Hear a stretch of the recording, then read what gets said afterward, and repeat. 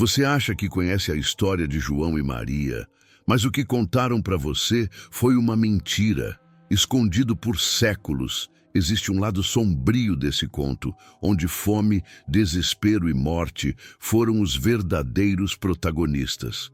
Hoje, você vai conhecer a versão que ninguém teve coragem de contar. João e Maria, a fome dos inocentes. Ninguém fala sobre o inverno daquele ano. As árvores retorcidas e nuas pareciam chorar em silêncio.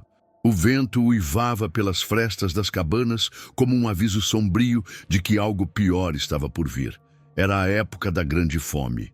Campos secos, animais mortos, nenhuma colheita, nenhuma esperança. João e Maria eram irmãos, pequenos, frágeis, inocentes. Mas não havia espaço para a inocência quando o estômago doía mais do que qualquer medo. Eles viviam numa cabana de madeira com o pai, um lenhador que cortava árvores que já não serviam para nada, e a madrasta, uma mulher de olhos duros e coração de pedra. As noites eram longas, frias e silenciosas, até que um dia a voz dela cortou o ar. Se continuarmos assim, todos vamos morrer. Eles comem demais. São 2 a menos ou 4 mortos na casa. O pai hesitou, chorou em silêncio, mas cedeu. Na manhã seguinte, os 2 irmãos foram levados pela floresta.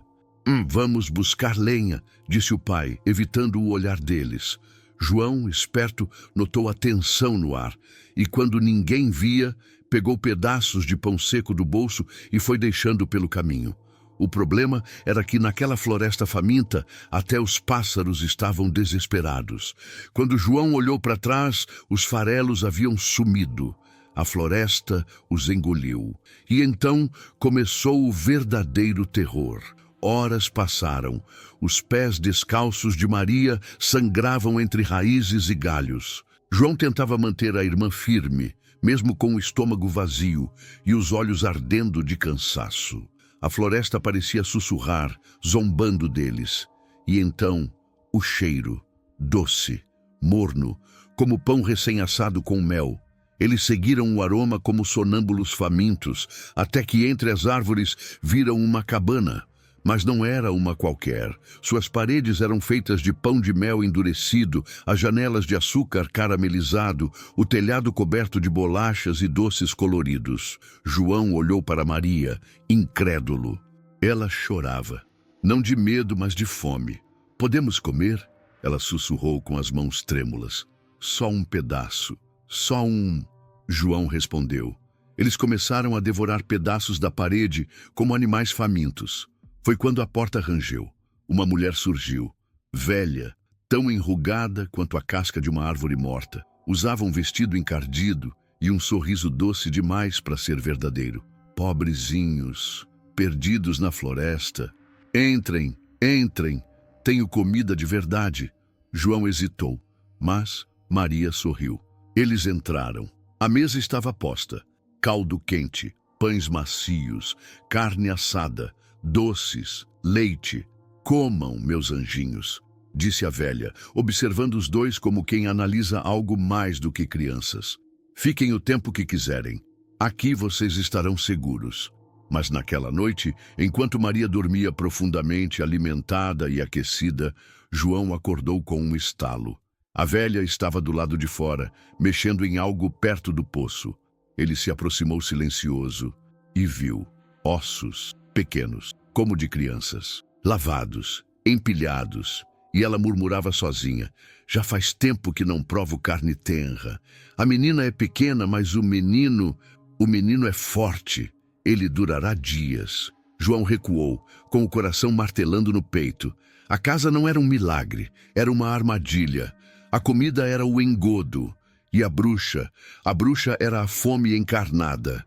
Na manhã seguinte, João acordou preso. Uma jaula de ferro enferrujada trancava seu corpo fraco, mas seus olhos queimavam com fúria. A velha ria, seus dentes manchados pareciam pregos. Quero você gordinho, bem gordinho. Vou te alimentar como um porquinho antes do banquete. Maria foi separada dele, forçada a limpar, cozinhar e servir à bruxa como uma criada muda. Seus olhos perderam o brilho. parecia que tinha envelhecido anos em apenas 2 dias. Toda manhã, a velha mandava João esticar o dedo por entre as grades para verificar se já estava mais gordinho. Mas João, astuto, oferecia um ossinho fino de galinha que encontrara no canto da cela. A bruxa, quase cega, não percebia a diferença. "Ainda está magro! Maldito menino!" ela resmungava. Sem paciência, no 10º dia, ela decidiu: "Chega! Magro ou não, vou assá-lo hoje. E a irmã vai ajudar." Maria foi arrastada até o forno. A bruxa o alimentava com lenha, preparando as brasas. O cheiro de carvão e gordura antiga enchia o ar. "Veja se o forno já está quente o suficiente, menina", gritou a velha, abrindo a portinhola. Maria olhou para dentro. O calor era sufocante, mas ali, entre as chamas e o desespero, algo reacendeu dentro dela. "Eu não sei como verificar, senhora. A senhora pode me mostrar?" A velha bufou impaciente. "Criança inútil." Abaixou-se, abriu o forno e enfiou metade do corpo lá dentro. Foi nesse instante. Maria usou toda a força que tinha. Empurrou. Um grito ecoou pela casa, agudo como o ranger das árvores no inverno. A bruxa caiu dentro do forno, debatendo-se.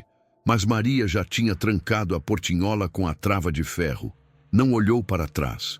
Correu até João, pegou a chave pendurada na parede e abriu a jaula.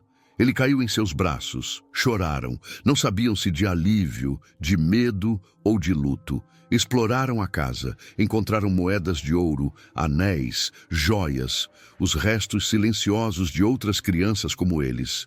Mas levaram apenas o suficiente para recomeçar. Na volta para casa, seguiram pelo mesmo caminho. Agora, mais fortes, mais duros, mais sábios. Quando encontraram o pai, ele estava sozinho. A madrasta havia partido, consumida pela culpa ou pela fome, ninguém sabia. Ele caiu de joelhos, chorou, pediu perdão. João e Maria não disseram nada. Apenas olharam para a floresta pela última vez. A infância deles havia morrido lá dentro, mas saíram vivos, e isso era mais do que muitos conseguiam. A floresta de João e Maria pode ter ficado para trás, mas quantas outras crianças desapareceram sem deixar rastros? Se você gostou dessa história sombria, deixe o seu like. Comente aqui embaixo o que você faria no lugar deles.